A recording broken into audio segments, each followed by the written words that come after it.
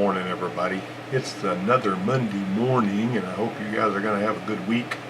I hope it's not too hot where you are.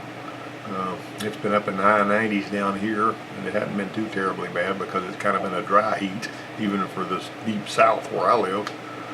But I'm going to start out with a few more of these little stories about service-based stuff. And I was remembering to start with, as I was putting this together, that when I was at the Ford place, I drew a work order on a F-150 that had a bad alternator. And when I troubleshot it and found out the alternator was bad, I went ahead and priced them out an alternator. And the lady decided she wanted to go and buy one from the local chain parts store. This particular time is, now you got to remember this is back in the 90s, but she went to AutoZone and she bought one, and I put it on there. That alternator was no good, so she had to take that alternator back to get another one, and it took 4 alternators from AutoZone before I got a good one.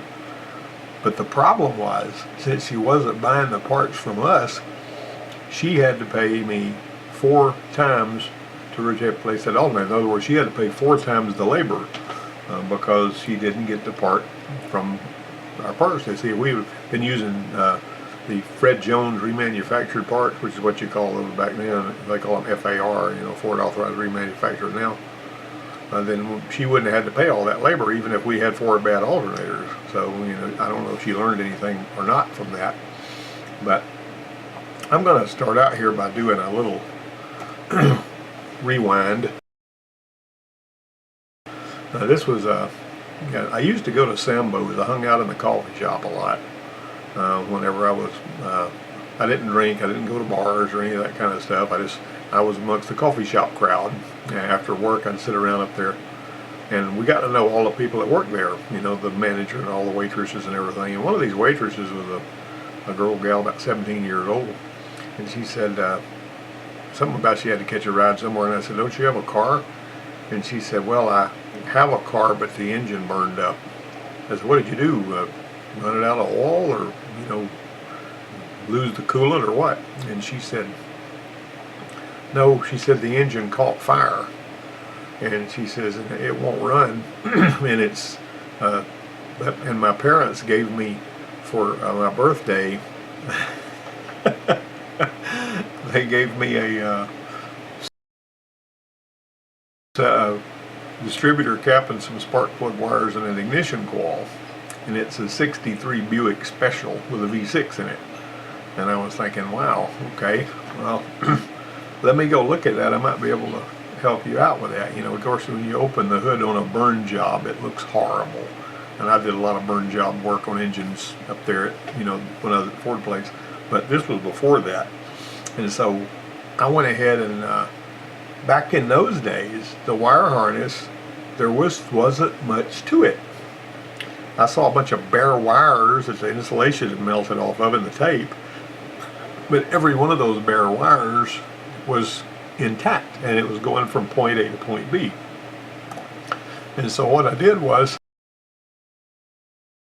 I took the wire harness and I unplugged it from everywhere it was connected to, from the back of the bulkhead and here, there, and yonder. Now this looks a lot more complicated than it is, but you got to remember I was only working on the engine compartment. The wire harness that I rebuilt, it basically was this one right here. And I laid it out on the tailgate of my truck, and I had some rolls of wire, and I had some butt connectors, which I was not going to solder and heat shrink everything on this girl's car. Didn't have a way to do it out there where I was anyway. So I just went ahead and did as good a job as I could with butt connectors, and put that thing back together, and then taped it all up really good with tape and all. And basically she had a new wire harness, except with butt connectors, And so I had done it one wire at a time. That's how you do a wire, it is one wire at a time. So I plugged everything back in, and then I put her distributor cap and her coil and her spark plug wires on it, and that thing fired up and ran like brand new. And she says, "Well, what do I owe you?" I said, "I guess $25. And now you got to remember, this was in 1979 or whatever it was. So she paid me with rolls of coins because she was a waitress and she got a lot of coins. And then when I told her, hey, I says, can I trade these? You know, she paid me next time I went to Sambo's. And I says, can I redeem these rolls of coins for some money? You know, instead of, you know, paper money. And so she said, yeah, but you'll have to put your name and address on them in case we find washers or anything in there. And I said, wait a minute, you just handed me these. But anyway, that was a little, you know, getting that going. But that card had been sitting there for 6 months. And her parents didn't have the money to hire anybody to do it, you know. And so anyway, I got it going again for her. And as far as I know, she was driving it and was happy last time I knew about it.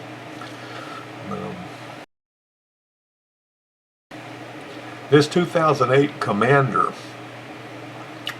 was brought to us at the college by a friend of mine, and he told me he thought water was getting in the number 8 cylinder because the vehicle had overheated a few times, and now it was misfiring on number 8 cylinder. And so I wrote it up, and we got it into the shop, and we found the misfire he was talking about on cylinder number 8. But we pulled the plugs out, didn't see any indication that there was any water getting in there. And Charles, the guy I had working on it, he put a set of plugs in it. But while he was, before he put the plugs in there, he tested the compression, and he found low compression on cylinder number 8. And he was pretty sharp cookie, this Charles was. And he said, I don't know why, but he said, I'm hearing something I don't like under the valve cover, and I think it may be a problem under there. And I said, well, let's get the valve cover off of it. And so we tested the refrigerant, and it turned out that it was like hydrocarbons. Part of it was, you know, like 5.5% hydrocarbons. I think I've shown this screen before, but this is the vehicle that happened on. All right, so he got the valve cover off, and one of the roller rockers had made its way, had popped out of place and was laying down in there, probably because the kid over revved it and floated a valve, I don't know. So anyway, we went ahead and, you know, pushed that lifter down so we worked that thing back in there so that, I mean, without having to pull the camshaft off or anything. You can do that if you got to know how to do it. And we got that one going and made that guy really happy. But the fact that it had overheated was a significant issue that we needed to think about. And so we need to know, anytime you're in a situation like that where one overheated and you found something like this, you know, well, we fixed it and it's running smooth, it's not skipping anymore. You don't need to feel like you're done with it and send it on its way. You need to find out what the Sam Hill was making it overheat. And we saw coolant. You can see these coolant stains here, running down there, running down here. You can see coolant. These chalky stains are actually coolant. That's me holding my flashlight there. And it wasn't leaking from this hose connection, but oddly enough, this clamp was back out of the way. I don't know why that was. We found that way. And we also found they had used this plastic hardware store T, which wasn't really made to carry hot coolant, to replace another T that had apparently started leaking for some reason or another. And the T was egg-shaped, and it was cracked, and it was all that. And so I just went ahead and got the right kind. It seems to me like I replaced it with a metal one. But one way or another, we got a T that was designed for that at the parts store and put it all back together and locked the clamps down and all that kind of thing. Okay, so it would seem like, well, we figured this out, you know. Well, what we needed to do was replace all of the water that he had put in there. And this is the block drain plug on the side of the block. So we're going to drain the block, we're going to drain the radiator, we're going to drain everything we can out of that thing and completely empty the cooling system in every way we can. Alright, and then we're going to take, and let me erase that silly thing, it doesn't belong here anymore. You might notice that on this one here, the thermostat is on the bottom, right, which is really a good design. I've always kind of liked that, because what you can do if the thermostat's on the bottom is you can pour the water in the top. And because the thermostat's on the bottom, see, this is coming in from the radiator, you filled up the engine block all the way up and all the air is gone out of it. So it's not nearly as dicey as trying to wait till the thermostat opens and burps the air out of the cooling system. And so here we go. Oh, and by the way, let's just go ahead and have a look at the actual engine itself. You know, this is one of these engines that this is an engine I found online that's the same engine. You see the thermostat down here. And let me get rid of that other stupid circle I drew. And then the upper radiator hose connects right here. So see how good that works? It's pretty cool that they got the thermostat down there where it's fairly easy to change if you can get to it down there. But this is what we were looking at. This is actually a frontal view of that same engine and all that. So anyway, we got that kind of burped out.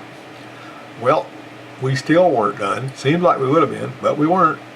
And it turned out the stupid fans weren't running. And so what we wound up doing was we actually checked for power at this terminal, well, at the common terminals basically, here and here. And then at these, obviously there was no power at any of these fan terminals. Now we checked the fan with my test light and turned it through and didn't find any open segments and all. But it turned out that this fuse was blown, and we popped that fuse in there.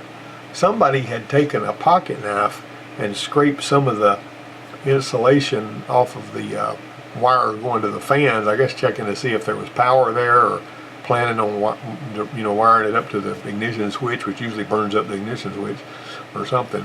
But the long and the short of it was we took care of that problem by replacing the fuse.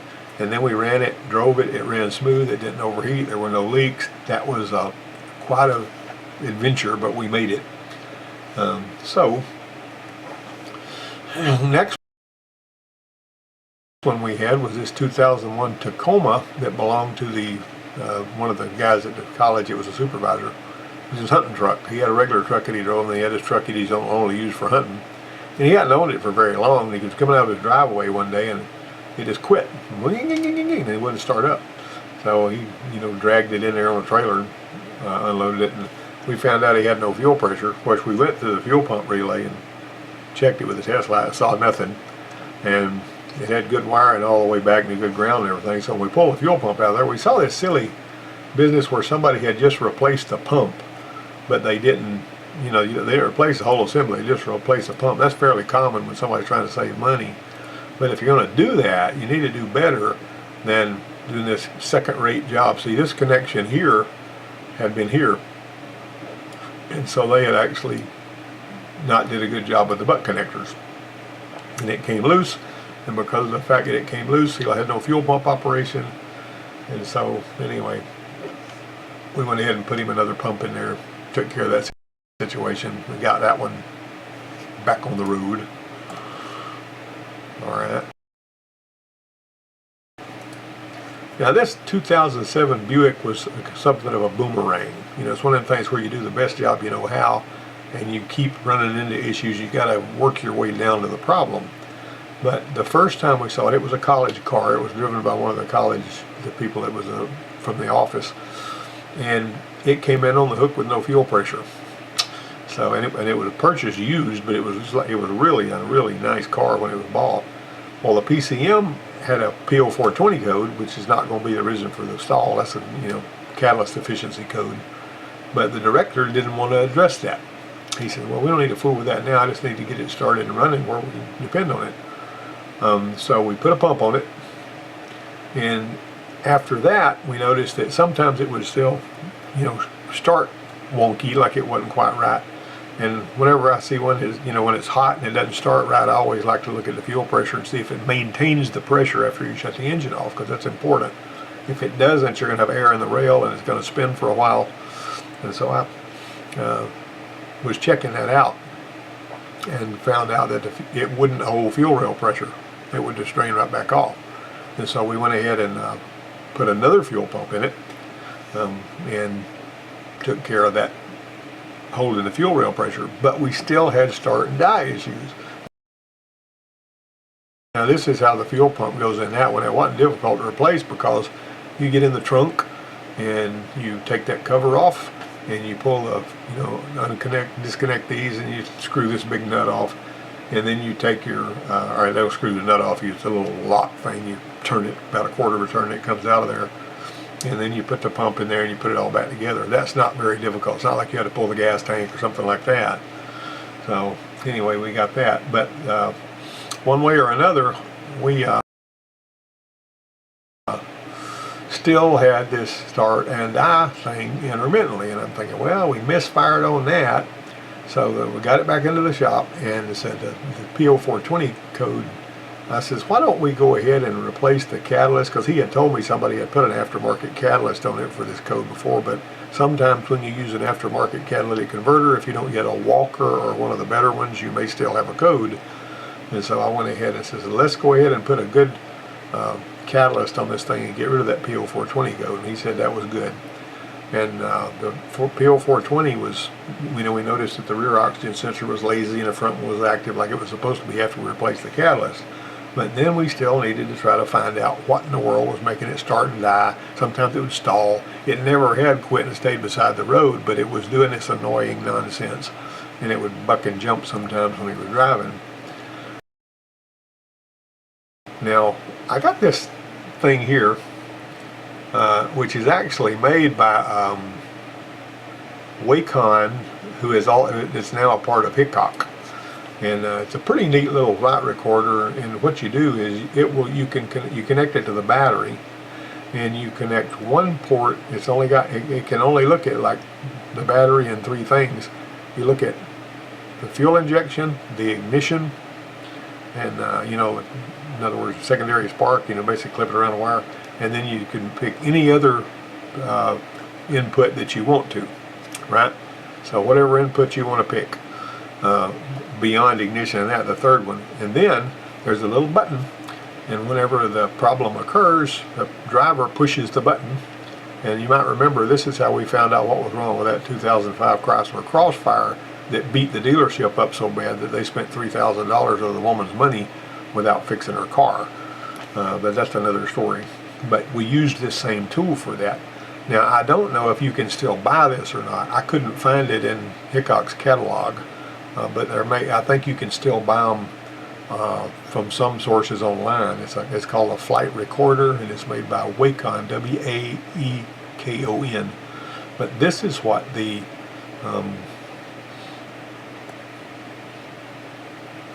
is what we found on a normal start. You see where you're spinning it over. This is after it stalled right here, right? Or we switched it off or whatever. And then we spin it, and you can see the voltage on the battery going down, and then it fires up. Now you see the spark. When the spark kicked in, we let off the key, the voltage started going back up because the alternator was putting out. You had spark, you had injector pulse width that went really high when you're first starting, and then it sort of leveled off and it's running. And the auxiliary, which is what we were measuring there, was basically seemed like it was the relay that powers up the injectors or something. I can't remember what we did for that. But that was a normal start. This is a normal start. Now this start and die situation, we spun it over, it started up, it went dead. Fuel injector pulse did the same thing. And this right here, like I say, I think that's whenever you switch on the key, the wire that powers up the computer and the injectors and stuff. But we spun it over again. You see the drop in the voltage there, and it had little spikes of trying to do something here with the spark. Finally, it fired up, but it didn't really run that great, And I was on, but I'll see this voltage right here. It turned out had really nothing to do, but our spark and our injector bolts width told us a lot. Of course, we could have picked any input for this one down here, but the thing what we finally found when we got to looking really close to the cam and crank sensor, this is a cam sensor. This is what it looked like after we fixed it. Before we fixed it, this loom had come untaped, and the wires had worked their way over here so that this harmonic balancer had chewed its way through that insulation and got in there. And every time when you were starting it, this copper would bounce and jitter against that balancer, and that would cause it to go nuts. And so the crank pulley had breached the cam sensor signal wire information. We got that straightened out, and that was like a win and a victory. It never gave any trouble again, But whenever you fix one like that, it's a good idea to do as good a job as you possibly can. Put the wire harness back like it's supposed to be behind this plastic shield to supposed to keep it away from the balancer. that's really a sort of a crappy way that they did that, you know, putting it like that. But I guess that was about the best thing they could do. Anyway, that was, I was kind of proud of that one. The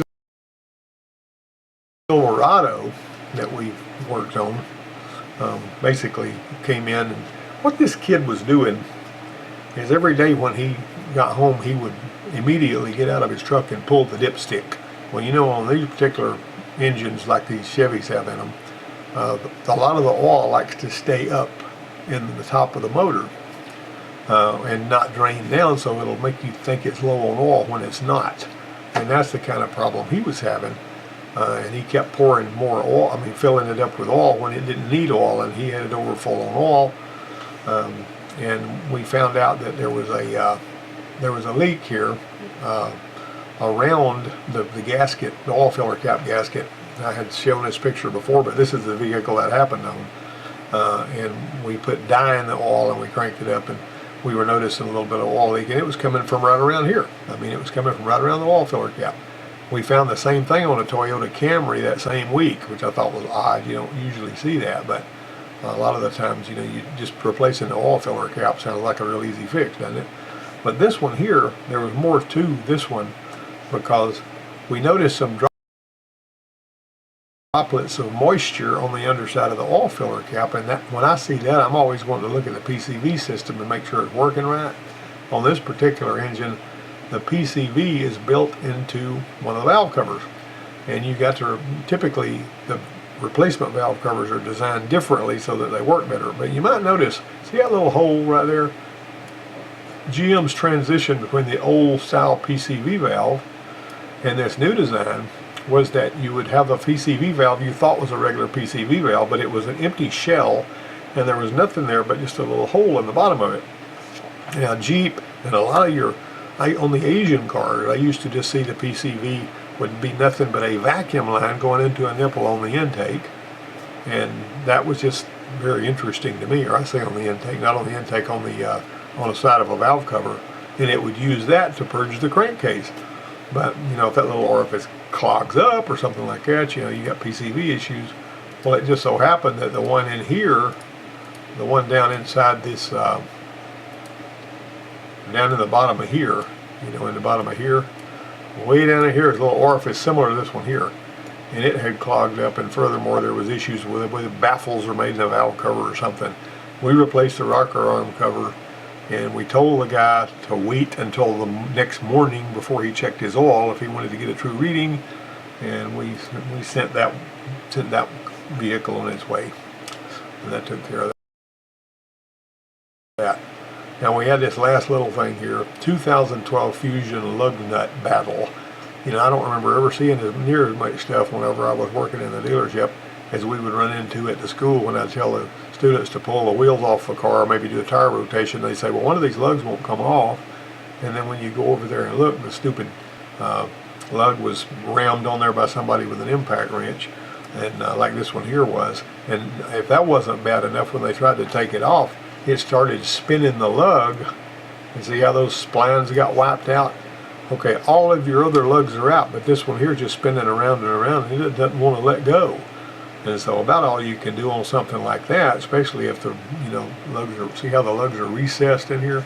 And we basically had to get a big pry bar and put between, because the wheel's rattling around loose, between the wheel and the hub, and apply enough pressure so that the pressure that was applied between here and the hub would enable us to go ahead and get that crappy lug nut off. And so we went ahead and took care of that. That, you know, that was when a simple tire rotation turned into a monster. But anyway, the students learn a lot like that, and it's very challenging to have to deal with the problem, because, you know, sometimes if somebody, you know, whenever the student or the novice runs out of ideas or wants to go about it the wrong way, what you can do is say, well, you got to come up with a way to solve this problem. And I had to do that a lot, is figure out ways to solve a problem that the students had either encountered that they didn't know what to do about, or a problem they made for themselves by rounding a bolt off or something like that. But it helps your creativity, believe me. So of course you know that. Well, this is the end of the video, and I hope you guys have a great week, and let's all be careful out there.